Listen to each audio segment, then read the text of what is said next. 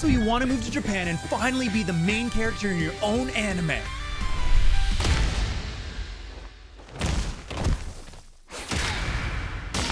But you don't know how to do it.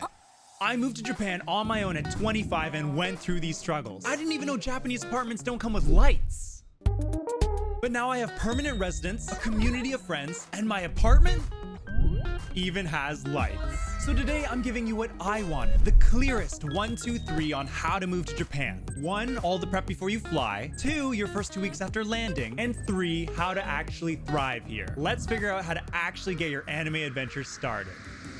1. Preparations before moving to Japan. This has 3 main parts. First, the pre-move checklist. The very first thing you gotta do is ask yourself, what is my goal of moving to Japan? For example, do you wanna build your life long-term here? Or just try living here for a year or 2? Or maybe even work remotely on and off, or even retire here? Get clear on your goal, because it will decide the best path for you to take. Next, save up money. Moving to another country is expensive. If you plan on working here, aim to have at least 5,000 USD for initial costs, like plane ticket, moving in costs, and emergency fund. If you don't plan on working here, have an additional 15,000 USD per year for basic living costs, and more money for tuition or whatever else you wanted to do while you're here. The final part of the pre-move checklist? Learn Japanese. I want to show you something that might surprise you. This is the EF English Proficiency Index, the world's largest ranking of countries and regions by English skills, ranking countries that don't speak English as a first language. Out of 123 countries, what rank do you think Japan is? Let's see. They're not in the top 10, not in the top 20, 50? No. Oh, here they are, 96, tied with Afghanistan, in this column called Very Low Proficiency. And if we look at Japan's 15-year trend here, it looks really good for snowboarding. Basically, Japanese people usually only speak Japanese. And to be fair, it's Japan. So if you want to truly connect with people, feel like part of the culture, and interact with your environment, you'll need to learn Japanese. And knowing Japanese will also help you professionally. Since speaking both English and Japanese is so rare, companies will typically pay you a salary premium just for being bilingual, and you'll have access to higher paying jobs. So if you want to settle in Japan long term, I recommend getting N3 proficiency or higher before you move, with the goal of still getting better after you move, unless you plan on going to a full-time language school once you're here. If you're coming here for basically an extended vacation, then just N5 and 4 is good enough to survive until you leave. But any amount you can go beyond this will still make your time in Japan more enriching. And please don't think, I'll just pick it up naturally once I live there. no. That only works if you have a solid base already, like N3 or higher, or if you're 2 years old. Pick one. Japanese is not like learning French or Spanish as an English speaker. It's a totally different language. Check out my video series on how I got N1 before moving if you need any tips. I'll link it in the description. And that's the pre-move checklist. Get clear on your goal, save up money, and learn Japanese. Now we get closer to our move date and tackle sponsors and documentation. So we're saving up money and learning Japanese to eventually move to Japan. But how do we actually get permission to live there? You don't want to go through all this trouble just to get thrown out of the country. The most important thing you need to move to Japan is a visa. A visa is basically a card issued by the Japanese government saying that they allow you to live here. And there are many different types with different conditions. So which one do you get? That's where our first question comes in. What's your goal of moving to Japan? If you want to build a new life here long term, you probably want to build a career here too. So the best visa is likely a work visa. You'll be allowed in Japan on the condition that you work for a Japan-based company. This is what I did, and I'll link a video on how I got my job in Japan through an online career fair. Another option is the student visa, where you'll come to Japan on the condition of learning Japanese or obtaining higher level education at a school. But you'll probably switch to a work visa eventually because paying tuition forever isn't very feasible. Other visa options would include the business management visa for those who want to start a business in Japan, which used to only require 5 million yen, but since there were cases of entire buildings being filled with fake companies just so people could get a visa, Japan recently cracked down and now requires 30 million yen and at least one full-time employee who's Japanese or a permanent resident. There's also the spouse or child of a Japanese national visa. If you are well, I think you know. And if you're thinking about retiring in Japan, unfortunately there isn't really a retirement visa currently. Your best bet would be to get into Japan using a different visa and eventually earning permanent residence. I'll also link a video on how I got PR in 2 years. Conversely, if you want to move to Japan but only for a short time or to test it out, you have a couple new options. There's a working holiday visa. If your country has a partnership with Japan, you can stay up to 1 to 2 years just to travel and work part-time. But it's only for people under 30 and it's once in a lifetime use. There's also a cultural activities visa, which is similar to a student visa, but you study or engage in cultural activities like martial arts, ikebana, or calligraphy. And as of 2024, there's a new digital nomad visa, where you can work remotely in Japan. But the conditions are that you only stay 6 months at a time, you have to reapply from outside the country, and you must make at least 10 million Japanese yen per year, which is quite a bit. And of course, you can still do a student visa and just leave when your studies end, or a work visa and leave when you're satisfied with your experience. The JET program can be a great way to live in Japan short term while making money teaching English. Okay, so you have an idea of what visas there are and maybe which one's best for you. But how do you actually get that golden ticket into Japan? Here's how to get a visa.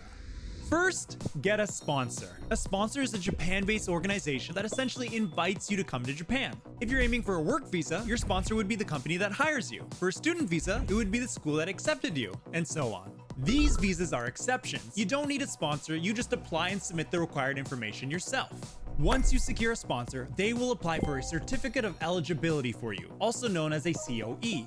You'll need to give your sponsor a scan of your passport, a photo, diplomas, etc., but they'll do the actual submission to the Japanese government. This can take 1 to 3 months to process, but it can take more. Once the COE is issued, it's valid for 3 months, and you must enter Japan before it expires. You get that COE from your sponsor, then fill out a visa application form, which can be found online, and bring it along with a passport, your photo, etc. to a Japanese consulate in your home country, and you submit that baby. After about 5 to 10 days, they will give you a temporary visa sticker to put in your passport. And boom! We have all the documents we need to move to Japan. Getting exciting now! But even though you're now allowed in Japan, you don't want to be living on the streets when you get there. So the next step is to find a home. If you're going to Japan on a work or student visa, your company or school may have housing for you to stay in. But if that's not the case, you can look for homes using any of these foreigner-friendly websites. Homes in Japan are typically not furnished, but since these websites are for foreigners, a lot of the listings are furnished. When choosing a home, you first want to choose your style of living, share house or bachelor apartment. Share houses are usually cheaper and offer the chance to have a community right from day one, but of course they're usually louder and have less privacy. If you decide to go with a bachelor apartment, you'll have 2 new options, apato or mansion. They are from the English words apartment and mansion, but it's not actually a mansion, it's just a nicer apartment. Mansion will usually have better security and better soundproofing, as well as just being nicer in general. But they also cost more. It is a mansion after all. Then you choose your room layout, or Madori, and Japan has a unique notation system to describe it. The numbers represent the number of bedrooms, and the letters tell you whether or not you have a separate living room, dining room, and kitchen. The cheapest options are 1R and 1K. 1R means 1 room, so even the kitchen, which will probably just be a sink and 1 or 2 burners, will also be in this room. 1K means 1 plus kitchen, so the kitchen will be separate from the room, usually in the hallway leading to it, and can be closed off to keep smell away. 1Ks are slightly bigger, but they're still going to be quite small. It is Japan. If you can, I'd recommend a 1 LDK. This means you have 1 bedroom, but you also have a separate living, dining, and kitchen. It's essentially 1 main living room where you can put your TV, dining table, couch, etc., with the kitchen nestled away and the bedroom where you sleep being an additional room. It's Japan, so it's still probably going to be small, but it won't be as bad as having everything cramped in 1 room, including your bed. Of course, you can also get 2 LDKs and 3 LDKs where you're adding more bedrooms, but you're also adding more cost. If you want to buy more space, I'd recommend getting a 1 LDK with a bigger living room rather than getting a 2 LDK with a small living room. That 2 LDK won't feel as spacious because all the rooms are separated. And speaking of space, Japan uses a joule unit for measuring area. 1 joule is based off of 1 tatami mat size and is roughly equivalent to 1.6 square meters, or about 1 small 2-seater couch. So if a room is listed as 6 joule, then it's roughly 10 square meters in size. Now, of course, let's talk about the cost. Good news, rent is relatively cheap in Japan. My first apartment was a 2 LDK mansion and it only costed 600 USD per month. To be fair, it was in a small town, but even now that I'm in a big city like Osaka, I'm paying roughly 30% less than I would back in Canada. But the bad news. Japan has really high initial moving costs. If you're wondering why I suggested 5,000 USD for moving, here's why. Key money, or reikin, which is essentially a gift to the landlord, typically equivalent to 1 month's rent. Thank you for agreeing to take my money on a monthly basis. Here's some more money. Security deposit, or shikikin, typically 1 month's rent, again, to cover any potential damages you cause. You can expect to get only 50% of this back even if you cause no damages. I know. But a part of that is to cover the cleaning fee, which is mandatory professional cleaning for when you move out. First month's rent is typically paid upfront, at least this one you would have paid anyways. Agency fee, typically 1 month's rent, paid to the realtor. But this one you can negotiate to zero. The landlord pays the realtor a commission anyways. Guarantor company fee, Japan has a system where renters pay half to a full month's rent to a guarantor, who basically agrees to pay the landlord any unpaid rent if you were to run away or stop paying rent. Fire insurance, 150 bucks, and finally, lock change fee, about 50 to 150 bucks. This is for peace of mind, so you know that the person who lived there before you doesn't just have a hidden copy of the old key and can enter your apartment at any time. In total, it can cost roughly 4 to 6 months worth of rent upfront to move in Japan. So if your monthly rent is $600, that's roughly $3,000 upfront. But luckily, since these sites are meant for foreigners, a lot of these fees are waived, which is rare in Japan. So on top of the cost of rent, keep an eye out for whether or not a place requires any of these fees. And finally, depending on the site, you can also book an online house viewing as well. Then, if you're satisfied with your choice, you can sign up for a new home in Japan without even setting foot in the country yet. I know it feels a bit daunting to commit to renting a place without seeing it in person yet, but it will make your life a lot easier. A lot of initial documents that you need to submit upon landing require an address, and it just gives you one less thing to worry about while you're getting adjusted to your new life. And jajan, you're finally ready to move to Japan. Thanks for housing me for 25 years. Miss you too. Bye. Let's get going. Gotta take your shoes off, folks.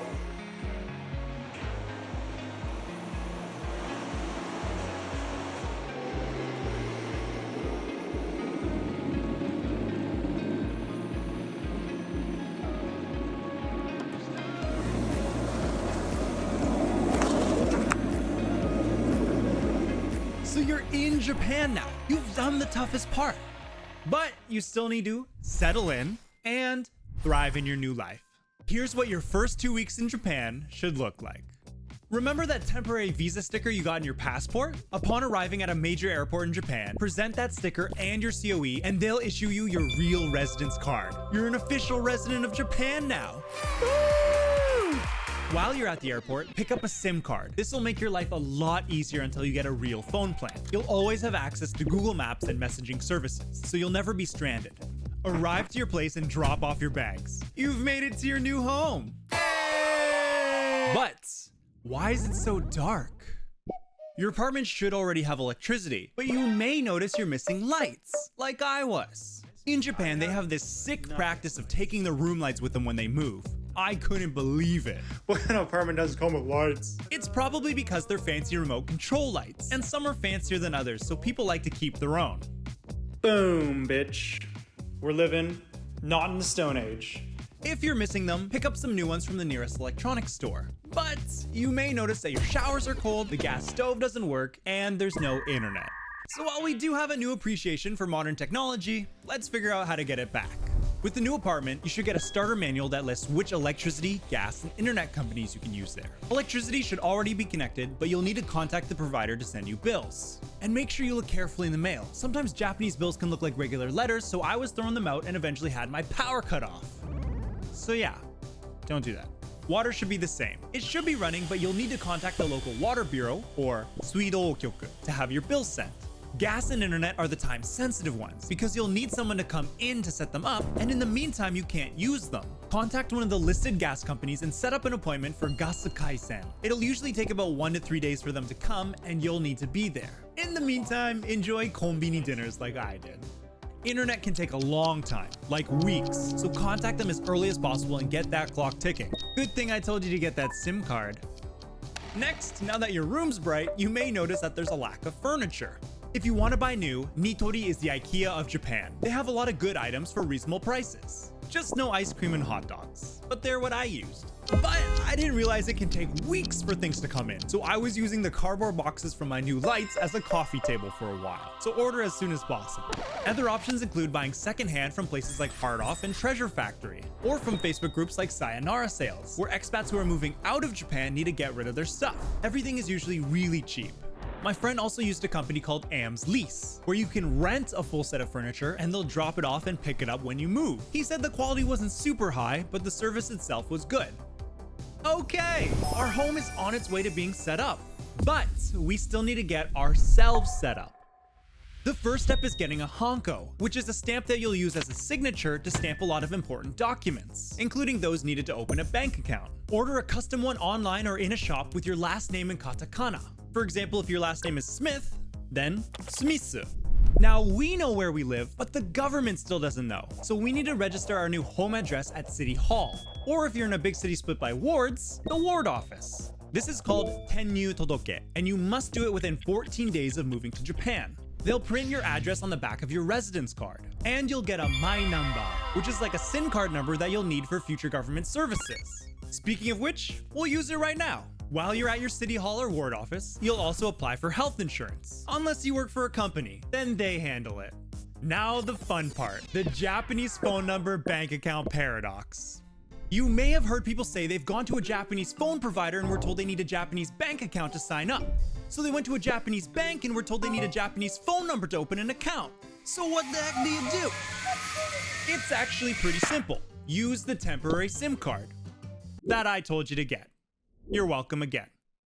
The Japanese bank doesn't need a long-term phone number. It just needs to be Japanese. So open an account with the bank and then get a permanent Japanese phone plan. And of course, don't forget to change your bank's listed phone number to your new permanent one.